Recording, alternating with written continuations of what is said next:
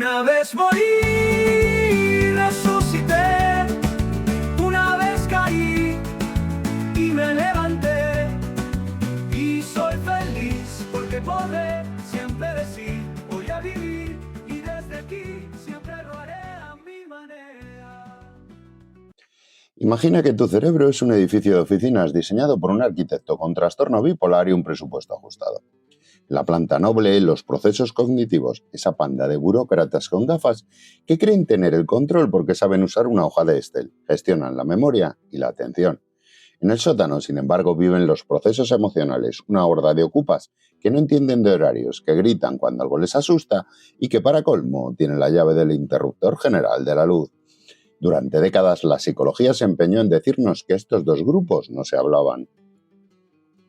Una mentirijilla piadosa para que los académicos pudieran dormir tranquilos. Hoy sabemos que la realidad es mucho más sucia.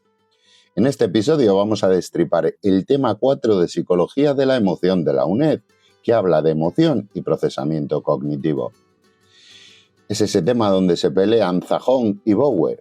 Veremos si el afecto es realmente ese lobo solitario que no necesita permiso de la razón para destrozarte el día, o si, como decía Bower, nuestras emociones son solo ideas disfrazadas en una red semántica. Para los que cargamos con un pack completo de altas capacidades, este tema no es teoría, es algo así como el informe de daños de nuestra vida cotidiana.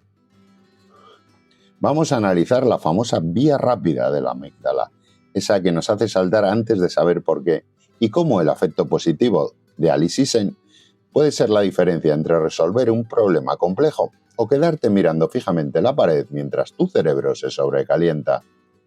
Bienvenidos a Diario de una Cebra. Soy un tipo que vive con el volumen del mundo demasiado alto. Soy padre de cachorros con altas capacidades y yo mismo soy ese ejemplar neurodivergente que se leyó el manual de instrucciones de su cerebro porque el que venía de serie parecía estar escrito en arameo antiguo.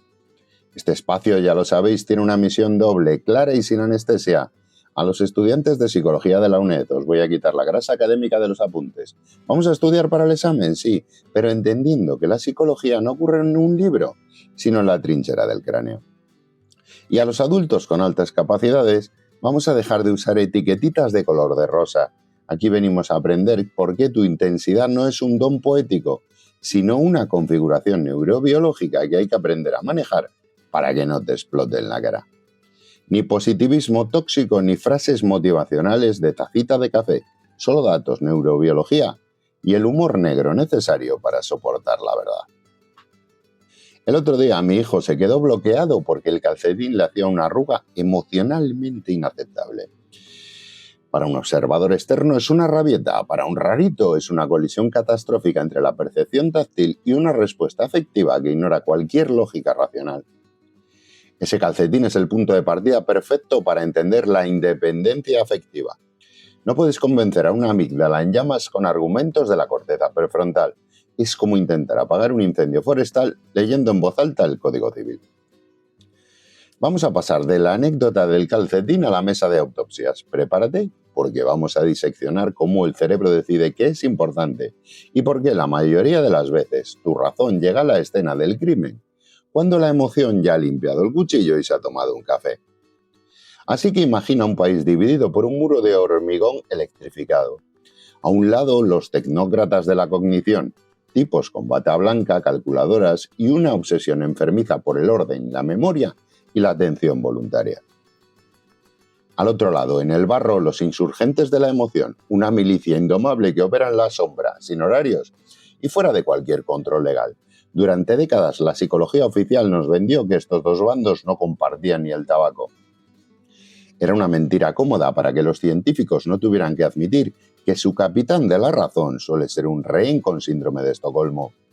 Esta frontera no es más que una construcción teórica para que los estudiantes de la UNED no colapsemos el primer curso. La realidad es una guerra de guerrillas donde el afecto y la razón se intercambian disparos y maletines de información bajo cuerda. En los 80, mientras el resto del mundo se preocupaba por el peinado de Alaska, dos pesos pesados decidieron partirse la cara teórica en el ring de la neurobiología. En una esquina, Robert Zahón, el heraldo de la independencia, proclamó que el afecto y la cognición vienen de fábricas distintas. Según él, la emoción siempre da el primer golpe, es más rápida, tiene prioridad absoluta y no gasta ni un vatio de tu energía mental consciente para activarse. Es el disparo antes de la orden. En la otra esquina, Gordon Bauer, el defensor de la interdependencia. Para este hombre, el corazón es solo una sucursal del cerebro lógico. Afirmaba que las pasiones no son más que ideas integradas en redes semánticas de pensamiento y memoria. Si te sientes mal, es porque un nodo de tu red de pensamientos ha hecho clic. Apuntito para las cebras. Si tienes altas capacidades, sabes que Bauer se equivoca en la práctica. Hay días en los que tu red semántica está impecable, pero tu amígdala ha decidido que hoy toca simulacro de apocalipsis nuclear porque alguien ha movido de sitio tu taza favorita. ¿Y por qué nuestro cerebro permite que una emoción nos secuestre el juicio? No es por crecimiento personal, es por supervivencia pura. Ante una bestia salvaje o ante tu jefe de recursos humanos no hay tiempo para un análisis cortical lento. Necesitas clasificar el mundo en bueno o malo en milisegundos. El miedo automático es el seguro de vida que impidió que nuestros ancestros acabaran siendo el aperitivo de un tigre de dientes de sable. Para medir este caos en el laboratorio, los científicos dividieron el juego en dos marchas. La primera, el procesamiento automático, que va de abajo hacia arriba. Es un acto reflejo involuntario y gratuito a nivel energético. Se enciende solo con lo que captan tus sentidos. Y la segunda marcha, el procesamiento controlado, que va de arriba hacia abajo. Ese es tu esfuerzo consciente, el que quema glucosa y te deja agotado después de 2 horas de estudio. El lenguaje de esta guerra no son las palabras, son las expresiones faciales. Venimos programados de fábrica para leer rostros. Es el escáner biométrico más antiguo del mundo. Antes de que sepas por qué alguien te cae mal, tu sistema ya ha procesado su microexpresión de asco y ha enviado la orden de retirada. Ahora te toca imaginar que instalas un sensor de movimiento en el jardín de casa. No es un sistema inteligente, es un aparato barato que solo sabe encender un foco cegador si algo cruza el haz de luz. No distingue entre un tierno gatito y un psicópata con un hacha, solo reacciona. Ese sensor es el equivalente biológico a lo que Joseph Ledoux bautizó como la vía rápida subcortical. Ledoux, tras años observando cómo las ratas aprendían a temer un simple sonido, descubrió un puente oculto en el diseño de nuestro cráneo. En una situación estándar, la información sensorial viaja al tálamo y de ahí a la corteza cerebral, donde los intelectuales de la razón analizan los datos con calma. Pero Ledoux demostró que existe un atajo. La señal puede saltar del tálamo directamente a la amígdala.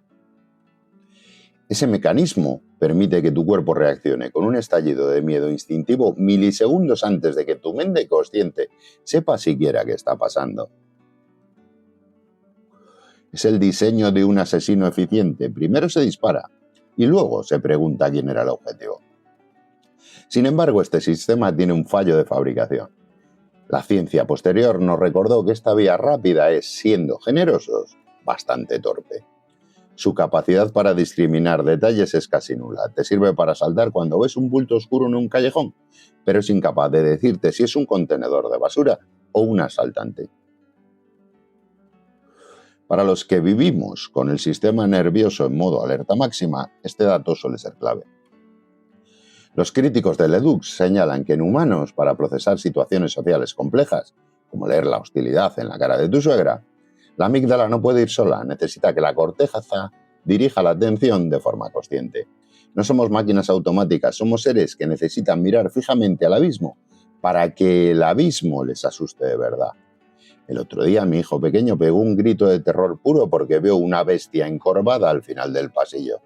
Su vía rápida de Ledoux funcionó de maravilla. La realidad, analizada segundos después por su corteza visual, era una montaña de ropa sucia que yo había dejado acumulada sobre una silla. Su amígdala vio un monstruo, pero mi pereza doméstica fue el estímulo neutro que el tálamo procesó mal. Mientras Ledoux jugaba con ratas, Robert Zahón seguía empeñado en que la emoción es la verdadera dueña del cortijo.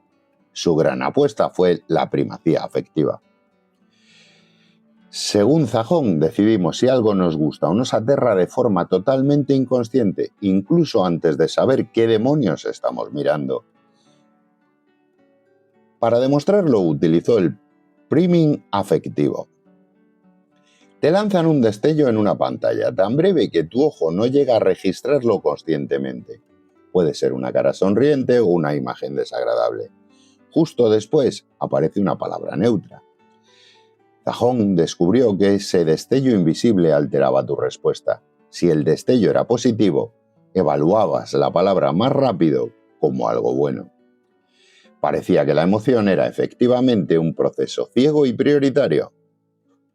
Pero no todo el monte es orégano. Storbeck y Robinson aparecieron para aguarle la fiesta a Zajón. Demostraron que la amígdala, por muy rápida que sea, no es adivina. A través de sus experimentos confirmaron que el cerebro necesita una fase de identificación previa en la corteza visual. Es decir, antes de que tu mente pueda ponerle la etiqueta de bueno o malo, tienes que hacer el trabajo cognitivo de reconocer que es ese objeto. La cognición no es el coche escoba que llega al final, es el que tiene que abrir la puerta para que la emoción pueda entrar a dar gritos. Ese pulso entre la velocidad del instinto y la necesidad de identificar el mundo nos lleva a una conclusión amarga. Estamos programados para reaccionar, pero obligados a entender. Olvida, por tanto, esa estúpida imagen de la razón y la emoción como dos reinos en guerra. La realidad es mucho más sórdida, son como un matrimonio que se odia, pero que comparte la hipoteca y el coche. No pueden dar un paso sin el otro. La psicología moderna ha tenido que rendirse ante la evidencia de que nunca fueron enemigos, sino aliados en un sistema de supervivencia chapucero, pero muy eficaz. Imagina a un piloto ciego o la emoción que pisa el acelerador a fondo y a un copiloto con mapas, la razón, que no tiene acceso a los pedales. Si uno de los dos se va a tomar el café, el coche termina en un barranco. Antonio Damasio se topó con el caso clínico que debería hacer callar a todos esos gurús de la mente fría.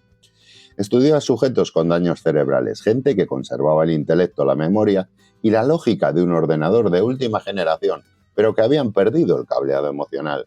Cualquiera pensaría que, sin el ruido de las emociones, serían superhombres de la toma de decisiones. Error.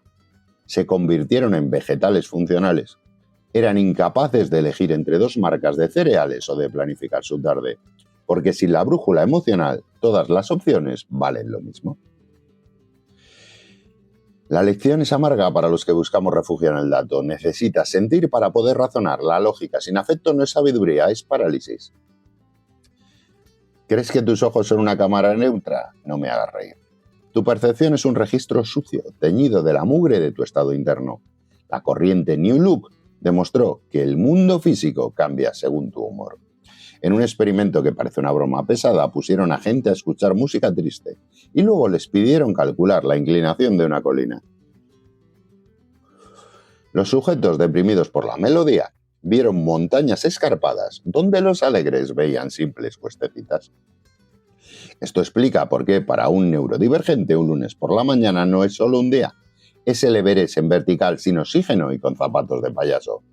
No es que seamos vagos, es que nuestra música interna ha decidido que la colina de la vida ese día tiene 90 grados de inclinación. Luego Tucker nos dividió la cabeza en dos estilos de procesamiento que conviven como pueden. Por un lado, la cognición sincrética, que es la mente caliente, tu lado animal.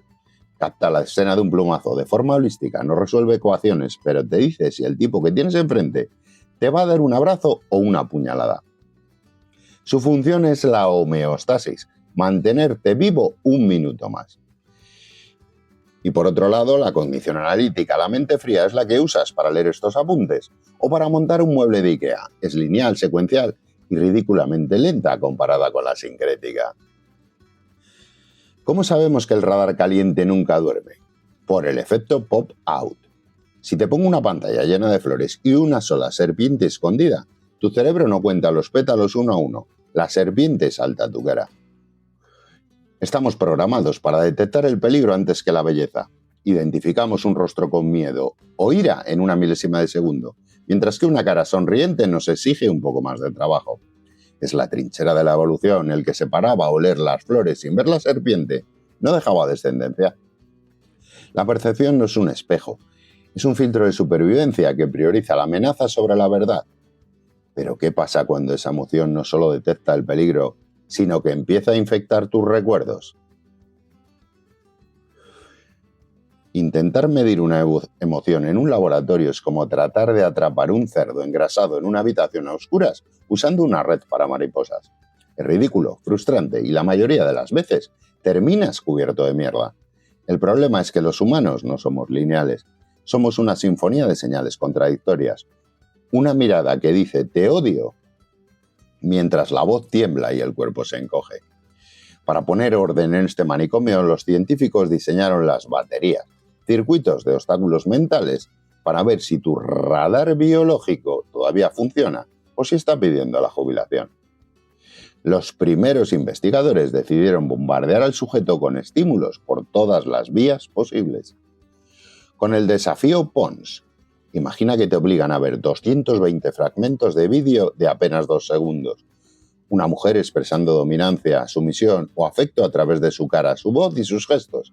Esta tortura visual sirvió para confirmar lo que ya sospechábamos. El hemisferio derecho es el auténtico mercenario encargado de leer el lenguaje no verbal. Con el desafío Poet, aquí subieron la apuesta a vídeos de 6 segundos e incluyeron el canal verbal. Otra vez, el lado derecho del cerebro se llevó todo el mérito de los escaneos. Con el desafío BERT, esta prueba no se queda en el ¿qué sientes?, sino en el cuánto. Te obliga a discriminar si esa cara de alegría es un simple «estoy bien» o un éxtasis místico de nivel extremo. Y con el desafío FAB, 10 misiones diferentes sobre rostros y tonos. Lo más amargo y fascinante es que se probó con pacientes de Alzheimer.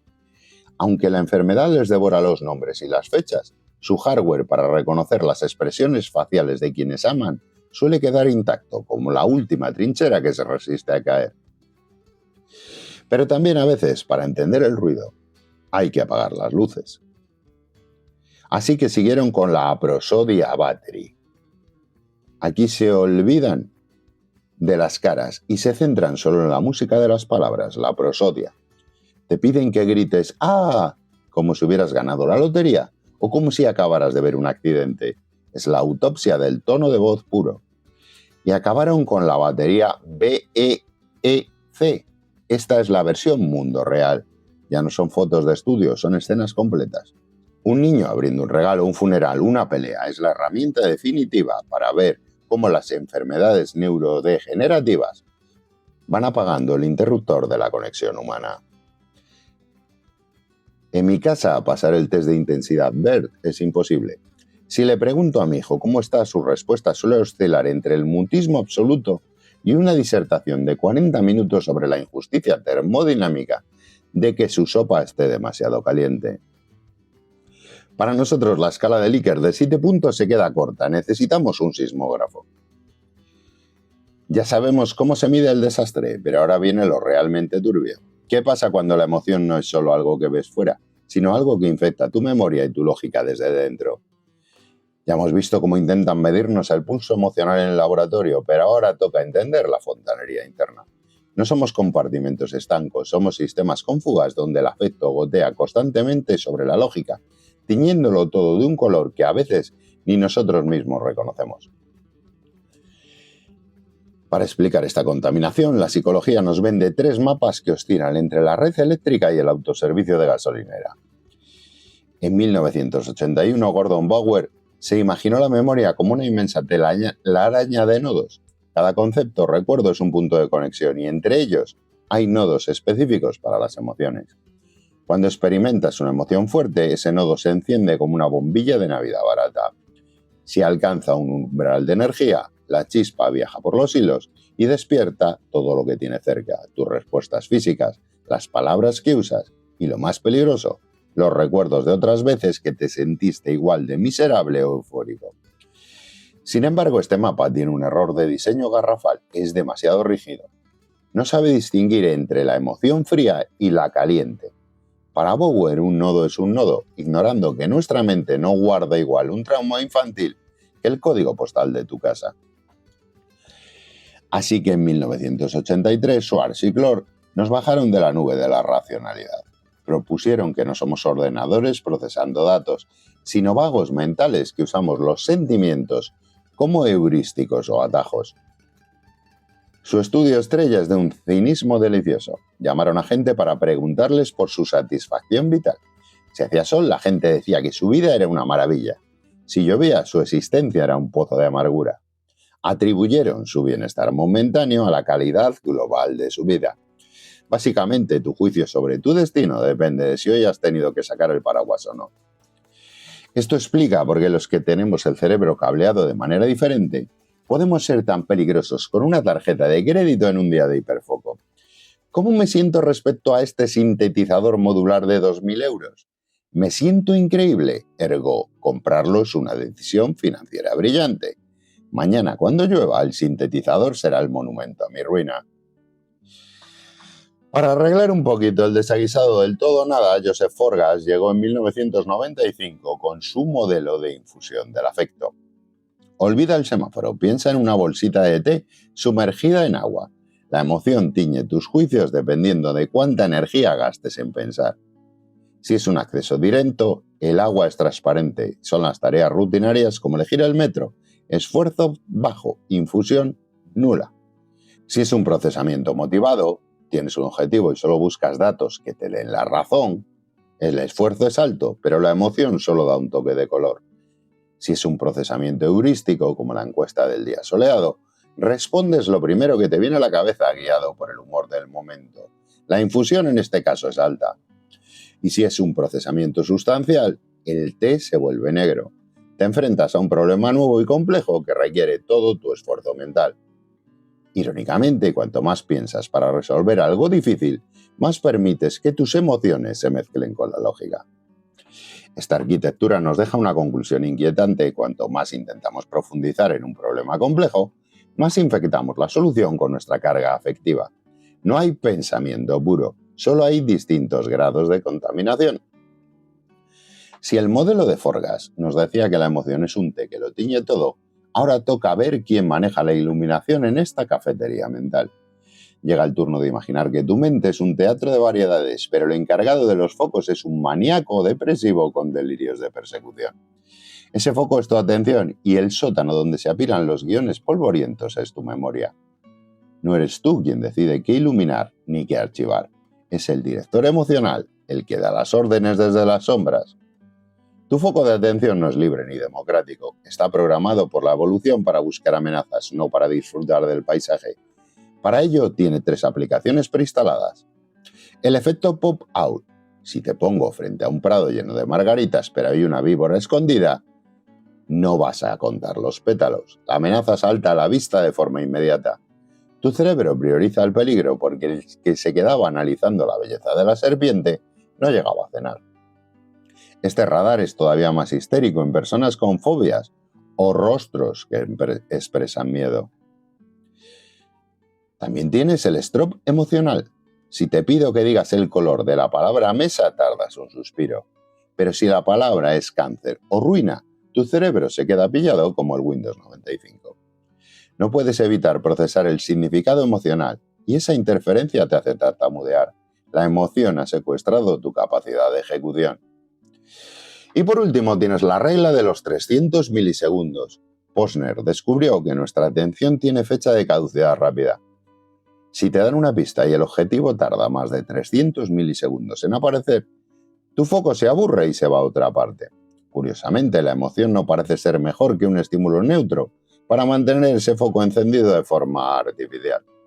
El strop emocional es mi estado natural. El otro día intentaba leer las instrucciones de un mueble de IKEA, pero ponía paso crítico y mi cerebro se bloqueó analizando todas las decisiones críticas y catastróficas que he tomado desde 1998. 2 horas después seguía con un tornillo en la mano y una crisis existencial de nivel 5. La estantería, obviamente, ahí sigue sin montar. Una vez que el foco ilumina algo, la emoción decide si ese recuerdo se guarda en mármol o se escribe en la arena. Y lo hace con otras 3 maravillosas aplicaciones. La codificación congruente, que es algo así como el imán de la miseria. Cuando estás triste, tu mente se convierte en un imán que solo atrapa información triste. Aprendes mejor las historias melancólicas porque tu humor actual selecciona qué datos deja pasar al archivo. Luego tienes el recuerdo congruente, las gafas llenas de mierda. Tu estado emocional actual tiñe tu pasado. Si hoy eres feliz, tu infancia fue un anuncio de cereales. Si hoy estás deprimido, tu memoria solo te devuelve la colección completa de tus fracasos y humillaciones. No recuerdas la verdad, recuerdas la versión editada por tu estado de ánimo actual. Y por último tienes la memoria dependiente del estado, que es la llave química. Este es el fenómeno más cachondo. Puedes aprender algo totalmente aburrido, como una lista de la compra mientras estás eufórico. Esa lista se queda guardada con una llave emocional. Solo cuando vuelvas a estar exactamente igual de eufórico, esa llave girará y recordarás la lista con una nitidez pasmosa. No es el contenido lo que importa, sino que el contexto interno coincida. Estamos atrapados en un sistema donde nuestra propia biología nos miente sobre lo que vemos y lo que fuimos. La memoria no es un notario, es un cuentacuentos borracho que cambia la historia según cómo se haya levantado esa mañana. Si la historia anterior era un sótano lleno de archivos húmedos y recuerdos infectados, ahora vamos a subir a la planta de gestión. Ahora tu mente es una biblioteca nacional donde tienes que clasificar trillones de datos para no morir en el intento. Normalmente somos unos buenos burócratas rígidos. El canario va en la caja de aves y el avestruz, bueno, es ese pariente raro al que dejamos entrar por compromiso. Pero cuando el afecto positivo entra en escena, no es que te pongas gafas de color rosa. Esa es la versión para libros de autoayuda baratos. Lo que ocurre es que el bibliotecario se toma una pastillita y decide que las paredes de las cajas son opcionales. Las categorías se vuelven de goma. De repente, si estás de buen humor, un camello o un jack te parecen opciones perfectamente legítimas en la caja de medios de transporte. Tu mente se expande y permite que miembros inusuales entren en el club. Le dices adiós a la fijeza funcional. Un papel de aluminio deja de ser un simple envoltorio para bocadillos y se convierte en tu cabeza en un conductor eléctrico para un fusible improvisado. Las barreras se difuminan porque la alegría es ante todo un lubricante cognitivo. Y encuentras la caja de los sentimientos. Tu cerebro empieza a agrupar cosas que no tienen nada que ver físicamente. Un chiste, un cachorro y un diploma, solo porque todos disparan la misma chispa de bienestar. Esto explica por qué cuando estoy de buen humor decido que una caja de cartón vieja, 3 cables pelados y un motor de ventilador son un prototipo de dron. Mi mujer lo llama basura en el salón. Mi afecto positivo lo llama ingeniería de vanguardia. Spoiler. El dron nunca voló, pero la categoría de posibilidad estaba a tope de potencia.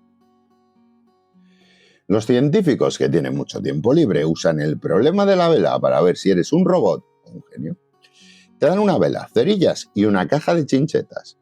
El reto, fijar la vela a la pared sin que gotee. La mayoría de la gente ve una caja para guardar chinchetas, fin. Pero los sujetos con afecto positivo rompen esa fijeza funcional. Vacían la caja, la clavan a la pared con las chinchetas y la usan como estante. La alegría no te hace más listo, te quita las anteojeras que la lógica fría te impone para que no te salgas del camino marcado. ¿Eres de los que piensan que el optimismo te vuelve temerario? A la hora de decidir, nos guía la motivación hedónica. Si no hay mucho que perder, el afecto positivo te hace audaz. Si la pérdida puede ser real y dolorosa, te vuelves más conservador que un banquero suizo. ¿Por qué? Porque tu cerebro quiere proteger su estado de felicidad como si fuera el último litro de agua en el desierto. No quieres que una mala decisión te arruine el subidón. Sin embargo, en situaciones complejas, ese buen humor te convierte en una máquina de eficiencia. Un estudio con médicos residentes demostró que bajo afecto positivo diagnosticaban cáncer de pulmón más rápido. No porque fueran superficiales, sino porque su mente integraba el historial clínico y las pruebas de forma armónica, evitando el colapso ante el exceso de datos. Se acabó por fin la paja académica. Hemos terminado de destripar los cadáveres de los teóricos y de limpiar la mesa de autopsias. Ahora llega el momento de la verdad, ese donde dejamos de hablar de sujetos experimentales y empezamos a hablar de nosotros, los que tenemos el cerebro configurado con un exceso de potencia que nadie nos ha enseñado a conducir. Vamos a ver qué significa todo este despliegue neurobiológico cuando eres una cebra en un mundo de caballos. Los estudiantes de la UNED que así lo deseen pueden abandonar el aula ordenadamente. Para un cerebro con altas capacidades, la famosa vía rápida del Ledux no es un atajo, es una autopista de 8 carriles y sin peajes. Mientras el resto del mundo procesa que el camarero ha puesto una mala cara, nuestra amígdala ya ha declarado la ley marcial, ha analizado 17 microexpresiones de desprecio y ha decidido que somos personas non gratas en todo el código postal. Nuestra independencia afectiva es tan salvaje que la razón suele llegar a la escena del crimen cuando ya solo quedan las cenizas. Esa flexibilidad cognitiva de la que hablaba Alice Sisen, esa capacidad de meter a un camello en la caja de los transportes, es lo que en nuestro día a día llamamos pensamiento arborescente. Lo que para la psicología es un logro del afecto positivo, para nosotros es la condena de no poder ver una simple silla sin pensar en la historia de la madera, el diseño industrial de los años 50 y el impacto ecológico del barniz. No es que seamos creativos por elección, es que nuestras cajas no tienen tapa. Y hablemos del estropo emocional y la memoria dependiente. Si eres una cebra, sabes que tu archivo de memoria es un verdugo implacable. Cuando caes en un estado de ánimo gris, el recuerdo congruente no te devuelve un par de anécdotas tristes. Te lanza un documental de 10 horas sobre cada error social que has cometido desde los 4 años. Tu clave de recuperación es tan precisa que revives el olor, el sonido y la humillación física con la misma intensidad que la primera vez. No recordamos el pasado, lo rehabitamos. El otro día me bloqueé en el supermercado porque había 30 marcas de mermelada de fresa. Mi procesamiento sustancial de Forgas se activó a máxima potencia. Empecé a analizar ratios de fructosa, origen de las bayas y la tipografía de las etiquetas. Mi afecto negativo por la indecisión infundió tanto mi juicio que acabé saliendo de la tienda sin mermelada, sin dignidad y con una crisis existencial sobre la libertad de elección en el capitalismo tardío. La eficiencia de la que habla la teoría se había ido de vacaciones. La toma de decisiones en altas capacidades es un campo de mina. Somos extremadamente conservadores cuando el riesgo es alto, porque sabemos lo que nos cuesta recuperar nuestro equilibrio emocional una vez que se rompe. Protegemos nuestra homeostasis como si fuera uranio enriquecido, porque nuestra intensidad nos hace vivir cada pérdida como una infección sistémica. Hemos terminado el viaje por el tema 4 de Psicología de la Emoción. Si eres estudiante de la UNED, espero que estos apuntes te sirvan para que cuando el examen te pregunte por los nodos de Bower o la infusión de Forgas, tu cerebro haga el pop-up necesario para que la respuesta salte a tu cara. No dejes que la terminología fría te oculte el mecanismo fascinante que tienes entre las orejas. Para los que escucháis esto porque sentís que vuestra mente es un radar que nunca se apaga, recordad, entender el manual de instrucciones es el primer paso para dejar de sentirse una anomalía del sistema.